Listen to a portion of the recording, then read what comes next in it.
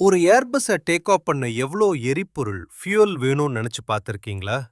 இந்த வீடியோவை பாருங்க தெரியும். இந்த ஏர்பஸ் மாடல் A3501000 இதுல யூஸ் பண்ண engine Rolls Royce Trent XWP 97. இதுல max speed 900 kilometre per hour. அப்புறம் இதோட டேக் ஆஃப் வெயிட் மட்டும் 319 டன். அப்படியே ஒரு லைக் போட்டுட்டு inside circle facts channel subscribe பண்ணி சப்போர்ட் பண்ணுங்க.